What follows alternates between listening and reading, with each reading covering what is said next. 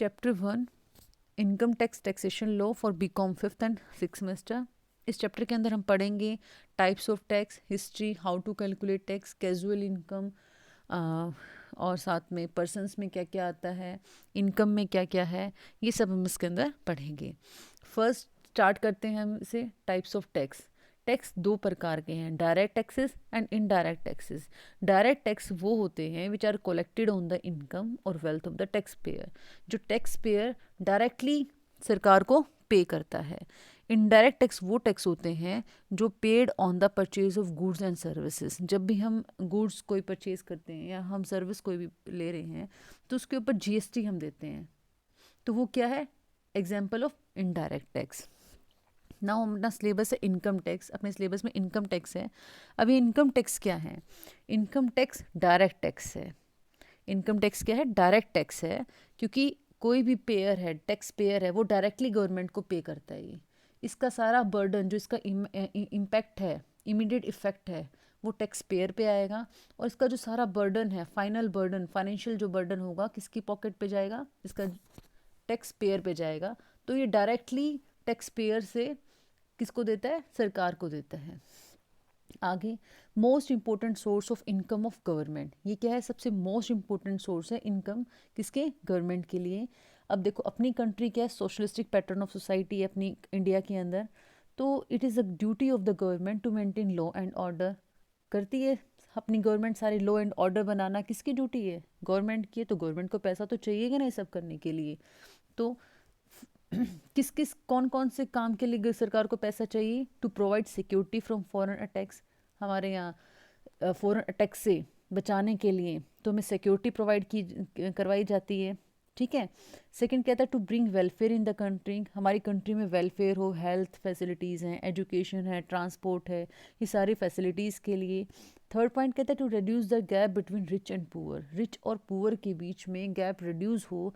इन सब टास्क के लिए, for doing all this task, government को क्या चाहिए? पैसा चाहिए। और वो पैसा कहाँ से आएगा?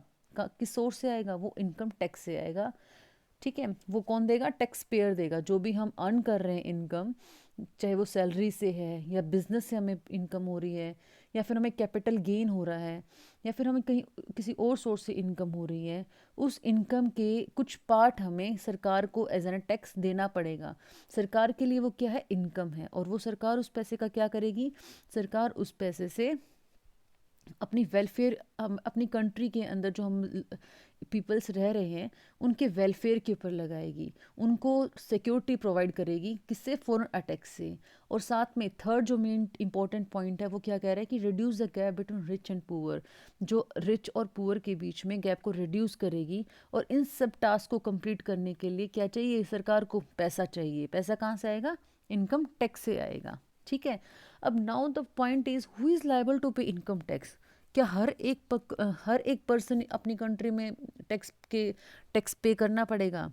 ये क्या कहता है? एवरी पर्सन, हर एक पर्सन हुज इनकम, जिसकी इनकम एक्सीड करती है मिनिमम लिमिट से, वो लायबल है टैक्स पे करने के लिए। अब मिनिमम लिमिट क्या है वो मैं आगे बताऊंगी आपको।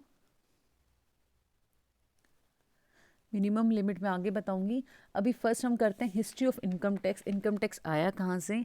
इंट्रोड्यूस इन 1860। 1860 में इंट्रोड्यूस किया गया। किसके द्वारा? सर जेम्स विल्सन के द्वारा। किस लिए? To meet the losses of war of 1857। 1857 में वॉर हुए थे, तो उसमें जो लॉसेस हुए उनको मीट करने के लिए सर जेम्स विल्सन ने क्या इंट्रोड्यूस किया? इनकम टैक्स को इंट्रोड्यूस किया।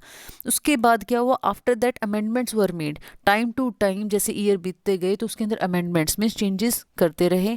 1886 में a separate act was pass. 1886 में एक अलग से फिर एक्ट बना। This act continues 1886 to up to 1917। 1917 तक वो फिर कंटिन्यू किया गया।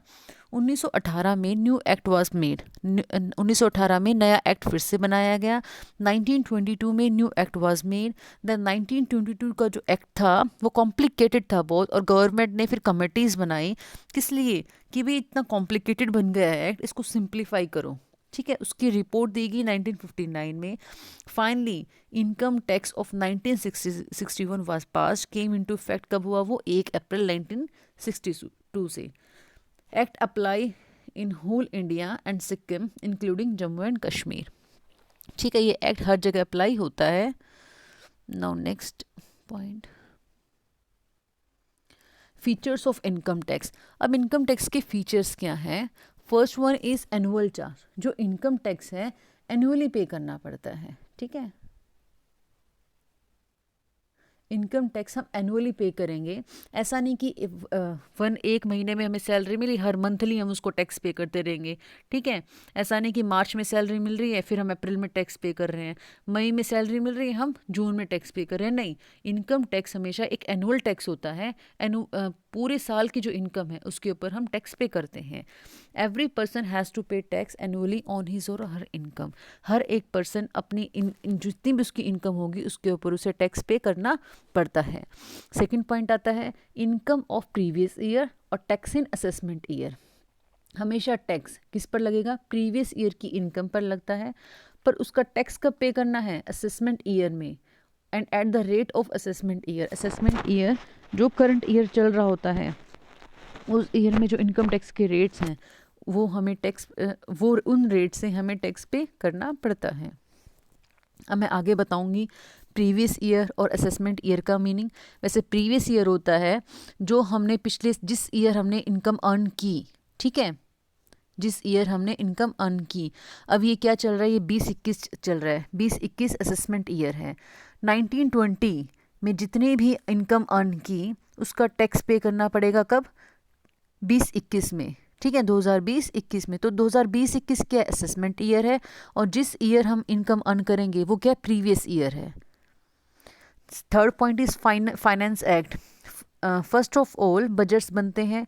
ये बजट पास किए जाते हैं both the houses of parliament. After that need the permission of president of India.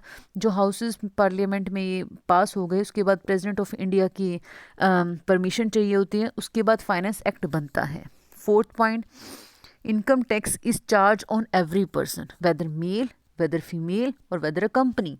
चाहे वो कंपनी है या मेल है या फीमेल है, हर किसी की इनकम अगर मिनिमम लिमिट से एक्सीड कर रही है तो उसे टैक्स पे करना पड़ेगा। नेक्स्ट पॉइंट आता है टीडीएस कंसेप्ट। टीडीएस मतलब टैक्स डिडक्शन एट सोर्स का कंसेप्ट इनकम टैक्स में अप्लाई होता है। Tax deduction at source means जब टैक्स जो कंपनी या फिर जो एम्प्लॉयर है वो खुद से कुछ पार्ट टैक्स का काट लें तो उसे बोलते हैं टैक्स डिडक्शन एट सोर्स। ये आगे मैं समझाऊंगी, अभी इतना समझो कि फीचर्स ऑफ इनकम टैक्स में टीडीएस का कंसेप्ट अप्लाई होता है। नेक्स्ट पॉइंट आता है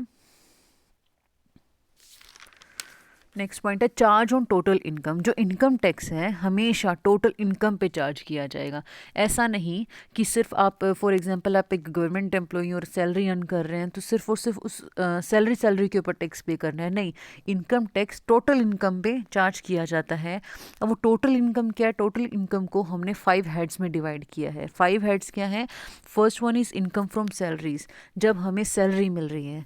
second, income from house property. House property का मतलब है फॉर एग्जाम्पल हमारा कोई घर है और वो घर हमने रेंट पे दे रखा है, तो रेंट इज क्या है? रेंट अपनी इनकम हुई ना। तो rent from income from house property में क्या आ जाता है? जो हम रेंट अर्न कर रहे हैं। थर्ड हेड आता है profit and gain of business and profession. Profit and gain of business and profession. Business कोई भी हम बिजनेस कर रहे हैं, प्रोफेशन है, उससे हमें जो इतना भी गेन या प्रॉफिट हो रहा है वो थर्ड हेड में आएगा। फोर्थ में फ्रॉम कैपिटल गेन। हमने कोई प्रॉपर्टी सेल कर दी, अपनी कैपिटल एसेट कोई हमने सेल कर दी, उससे हमें कोई जो प्रॉफिट हो रहा है वो फोर्थ हेड में आएगा। जो इन चारों हेड्स में इनकम नहीं आती वो इनकम फ्रॉम अदर सोर्सेज में आ जाएगा। ठीक है, तो हमें क्या करना है? ऐसा नहीं करना कि सिर्फ एक बिजनेस कर रहे हैं तो उसके प्रॉफिट पे टैक्स पे कर दिया, सैलरी ले रहे हैं तो सिर्फ एक नहीं, हमें पांचों हेड से इनकम कैलकुलेट करनी है। पांचों हेड की जो इनकम होगी वो क्या होगी? ग्रोस टोटल इनकम होगा, और ग्रोस टोटल इनकम पे हम अपना टैक्स कैलकुलेट करते हैं। अब टैक्स कैलकुलेट कैसे किया जाता है? Steps in calculating income tax.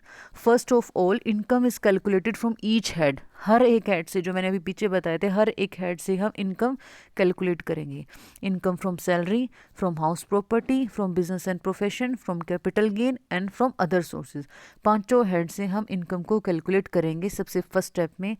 Second step deductions under each head which are permissible, हर एक हेड के अंदर कुछ डिडक्शंस दी गई हैं, मतलब कुछ छूट दी गई हैं।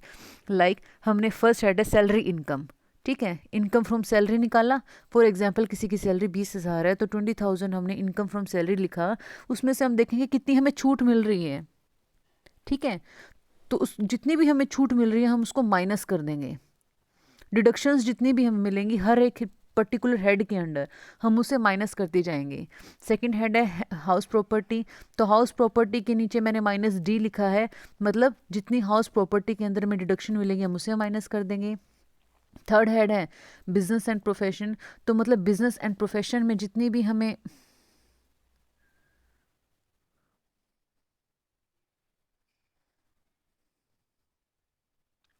यहाँ बिजनेस एंड प्रोफेशन में जितनी भी हमें डिडक्शंस मिलेगी हम यहाँ माइनस कर देंगे।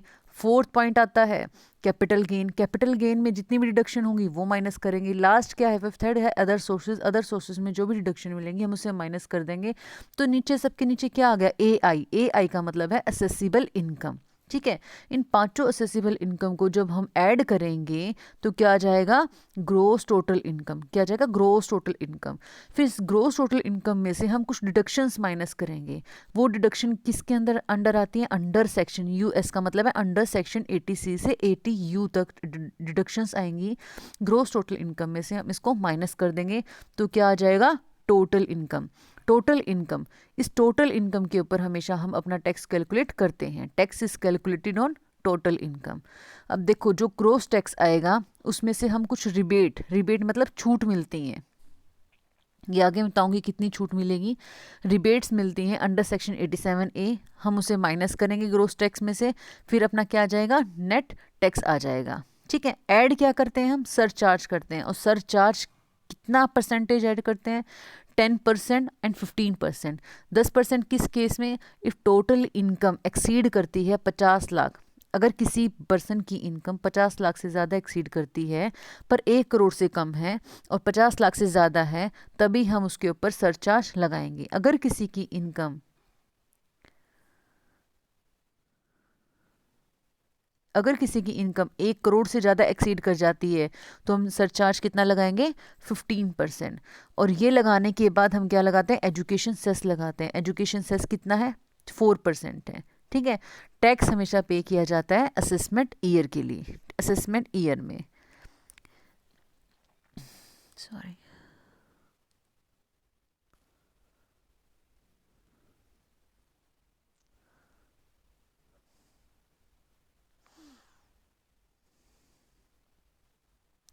ना मैंने एक बात बोली थी स्टार्टिंग में, हु इज़ लायबल टू पे टैक्स, अगर किसी की इनकम एक्सीड करती है क्या, मिनिमम लिमिट से। अब मिनिमम लिमिट क्या है, ये रेट्स दिए गए हैं। फर्स्ट रेट्स में फर्स्ट आता है सीनियर सिटीजन के लिए। सीनियर सिटीजन कौन है, सीनियर सिटीजन वो हैं जिनकी जिनकी एज अबव है एज 60 से बट लेस है 80 ईयर से। सुपर सीनियर सिटीजन कौन होते हैं, जिनकी एज है 80 ईयर से ज़्यादा, ठीक है। तो फर्स्ट केस क्या है, सीनियर सिटीजन का हम पढ़ेंगे जो 60 से ऊपर है पर 80 से कम है। तो 3 लाख तक की अगर उनकी इनकम है तो उसके ऊपर टैक्स क्या होगा, नील होगा। नेक्स्ट ऑन 2 लाख, 3 लाख से जो ऊपर आ जाएगा तो नेक्स्ट ऑन 2 लाख के ऊपर 5% टैक्स लगेगा। देन आगे का जो 5 लाख, नेक्स्ट ऑन 5 लाख आ जाएगा 20% आ जाएगा। जो लास्ट में बैलेंस बच गया तो हम कितना लगाएंगे टैक्स, 30% लगाएंगे। अब देखो सुपर सीनियर सिटीजन के लिए मतलब जिनकी एज 80 से ऊपर हो गई है, उनकी 5 लाख की इनकम पे टैक्स नील होगा। नेक्स्ट ऑन 5 लाख 20% होगा। नेक्स्ट ऑन बैलेंस जो हो जाएगा 30% टैक्स होगा। थर्ड पॉइंट आता है, अगर कोई मेल है, फीमेल है, HUF है, Hindu undivided family association of person, और BOI है मतलब बोर्ड ऑफ इंडिविजुअल्स हैं, तो इनके केस में स्टार्टिंग के 2.5 लाख की इनकम पे टैक्स नील होगा। Next on 2.5 lakh, next on 2.5 lakh क्या होगा, 5% होगा। Next on 5 lakh 20%। Then next balance उसके ऊपर कितना होगा, 30%। कुछ स्पेशल रेट्स दिए गए हैं, like short term capital gains के लिए 15%, लॉन्ग टर्म कैपिटल गेन के लिए 20%, winning from lottery and crossword puzzles के लिए 30%। ये आगे आगे जैसे चैप्टर्स हम बढ़ते जाएंगे उसके अंदर हमें क्लियर होता जाएगा।